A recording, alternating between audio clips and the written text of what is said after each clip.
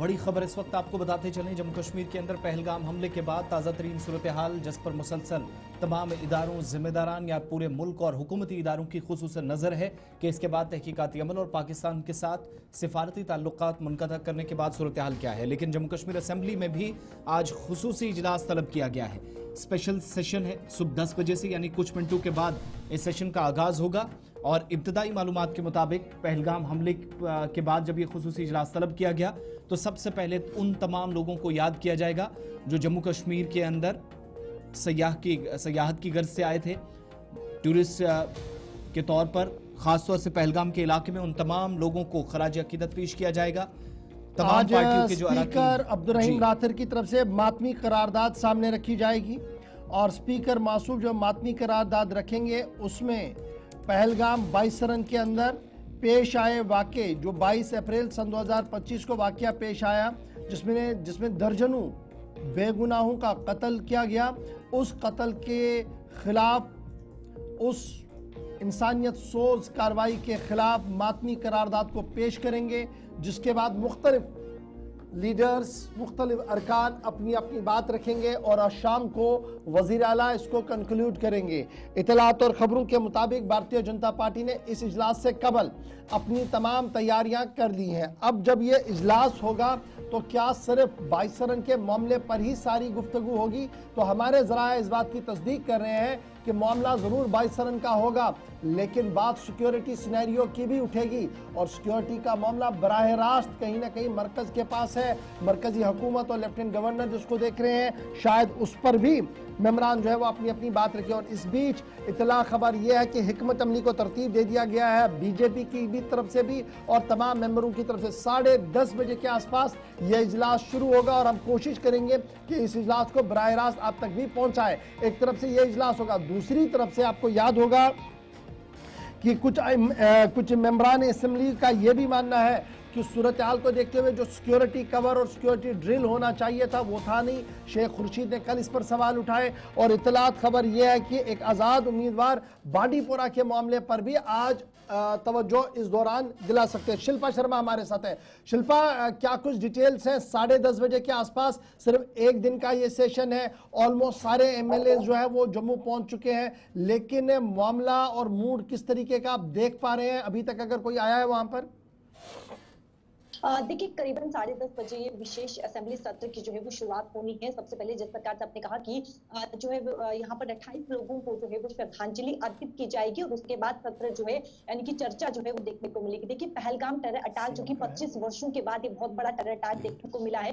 किस प्रकार से अटैक हुआ, क्योंकि एक सिक्योरिटी लैब भी यहाँ पर देखने को मिला है। देखिए, कई साल पहले जो है इसे सेफ प्लेस जो है वो घोषित कर दिया गया था, लेकिन 2000 टूरिस्ट का वहां पर होना और उसके बाद इतना बड़ा अटैक होना, कोई भी सिक्योरिटी नहीं थी वहां पर, सिक्योरिटी लैब कैसे हुआ, इन तमाम चीजों पर चर्चा होगी। और साथ ही साथ आप देखिए जिस प्रकार से युवा पढ़ रही हैं, जो कश्मीरी युवा पढ़ रही हैं, उनके साथ भी कई सारे मामला जो है पेश आए हैं, मारपीट के मामला पेश आए हैं। हालांकि मिनिस्टर्स जो है वो सीएम उमर अब्दुल्ला के द्वारा तमाम अलग अलग जो स्टेट है। अच्छा शिल्पा, आप स्टैंड बाय रही है। एक बड़ा इंपॉर्टेंट बात है, आज सेशन शुरू हो रहा है और सेशन से चंद घंटे पहले वज़ीर आला उमर अब्दुल्ला ने अपने सोशल मीडिया साइट एक्स पर कोई बात रखी है। यह बात बड़ी इंपॉर्टेंट है और बात क्या रखी उन्होंने कि जनाब आप कार्रवाइयां करें, लेकिन आप कश्मीरियों को सज़ा ना दें, बल्कि सज़ा उन लोगों को दे जिन लोगों ने बाज़ाब्ता तौर पर यहाँ पर कार्रवाई की है।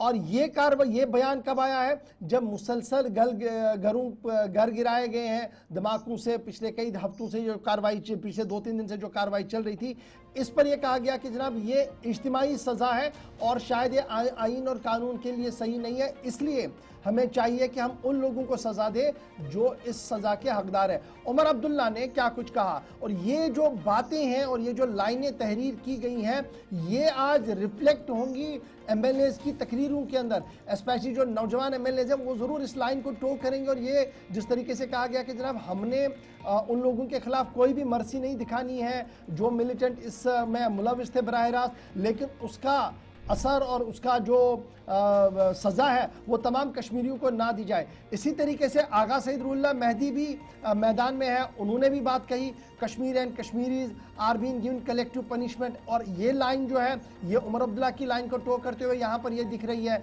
महबूबा मुफ्ती साहिबा भी इसी लाइन को टो करती है, कह रही कि जनाब कल्प्रिट्स को ज़रूर आप सज़ा दें, वाक़ई करार सज़ा दें, ताकि मुस्तकबिल में इस तरीके की ना कोई कार्रवाई हो, लेकिन इसकी सज़ा तमाम लोगों को मिले शायद ये भी सही नहीं है। ये महबूबा मुफ्ती का भी बयान है। तो ये जो बयानात आए हैं, क्या ये इस डिबेट के लिए ट्यून सेट कर रहे हैं शिल्पा?